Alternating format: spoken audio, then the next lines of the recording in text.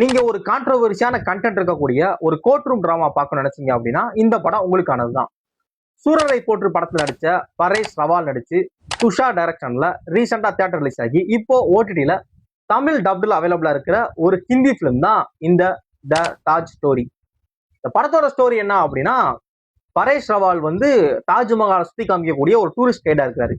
இது அவங்க ஒரு பரம்பரை தொழில் மாதிரி அவங்க அப்பா பண்ணாங்க, இப்ப அவர் பண்றாரு, அதுக்கு பயணம் பண்றாங்க அப்படின்னு சொல்லி ஒரு 3 தலைமுறையா இந்த தொழிலை பார்த்துக்கிட்டு இருக்காங்க. எந்தெந்த டூரிஸ்டா வராங்களோ அவங்களுக்கு ஏ டு செட் வரைக்கும் எல்லாமே தாஜ்மஹாலை பத்தி ஒவ்வொரு டீடைல்ஸா எல்லாத்தையும் எக்ஸ்பிளைன் பண்றாரு. அதுக்கு அவருக்கு ஒரு ஸ்ட்ராங்கா நாலேஜ் இருக்கு. ஏன்னா அவங்க அப்பா இதுக்கு மேலே அதே வேலையை தான் பார்த்துருக்காங்க. அப்படிங்கிறப்ப அவங்க அப்பாட்ட சில விஷயங்களை கேட்டு தெரிஞ்சுக்கிட்டனால அவர் ரொம்ப டீடைல்டா தாஜ்மஹாலை இன்னொன்று அவுட் கரெக்டா எக்ஸ்பிளைன் பண்ணக்கூடிய ஒரு திறமையான ஒரு ஆள். இவர் ஒரு தடவை தாஜ்மஹாலை பத்தி ஒரு ஒரு அலிகேஷன் சொல்றாரு. இது ஒரு இதுக்கு முன்னாடி தாஜ்மஹால் கிடையாது, இது ஒரு கோவில். அந்த கோவில் இடிச்சுட்டு தான் ஷாஜகான் தாஜ்மஹால் கட்டிட்டாங்க அப்படின்னு சொல்லி அவர் ஃப்ரெண்டு கூட பேசுற ஒரு வீடியோ லீக் ஆயிடுச்சு. இவர் டூரிஸ்ட் கைடு, நிறைய கதைகள் இந்த மாதிரி தாஜ்மஹாலை பத்தின இன்ஃபர்மேஷன் ஷேர் பண்ணக்கூடிய ஒருத்தர் இப்படி தாஜ்மஹால் மேல ஒரு அலிகேஷன் கொடுக்குறாரு, ஒரு ஃபேக் நெகட்டிவ் செட் பண்றாரு அப்படின்னு சொல்லி சோசியல் மீடியால இவர் எல்லாருமே இவரை திட்ட ஆரம்பிக்கிறாங்க.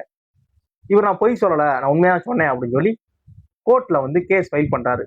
இவர் இந்த கேஸ்ல ஜெயிச்சாரா ஜெயிக்கலையா, இல்ல எப்படி ஜெயிச்சாரு, அதுக்கப்புறம் அவர் லைஃப்ல ஃபேஸ் பண்றது என்ன, இந்த மாதிரியான ஒரு கான்ட்ரவர்சியான விஷயத்தை நம்ம பேசுறோம், பொதுவெளியில பேசுறோம் அப்படின்னா அது நம்மளை எந்த அளவு பாதிக்கும், நம்ம ஃபேமிலி எந்த அளவு பாதிக்கும் அப்படிங்கிற ஒரு பக்கா கோர்ட் ரூம் டிராமா தான் இந்த த தாஜ் ஸ்டோரி. படம் ஓப்பனிங் ஸ்டார்ட் ஆகுறது வேணா ரொம்ப ஒரு நார்மலான ஒரு இதா இருக்கலாம். அதுக்கப்புறம் இந்த மாதிரியான ஒரு கான்ட்ரவர்சியான கண்டென்ட் ஓப்பன் ஆனதுக்கு அப்புறம் ஸ்டோரி ஒன்ஸ் அன்ஃபோல்ட் ஆயிடுச்சு அப்படின்னா பயங்கர இன்டென்ஸா அடுத்தடுத்து இவர் என்னென்ன மாதிரியான எவிடன்ஸை காட்ட போறாரு, என்ன மாதிரியான இதை இவர் கோர்ட்ல சப்மிட் பண்ண போறாரு, இவர் ஜெயிக்கிறதுக்கான பாசிபிலிட்டி என்ன அப்படிங்கறத நோக்கி தான் படம் போகுது.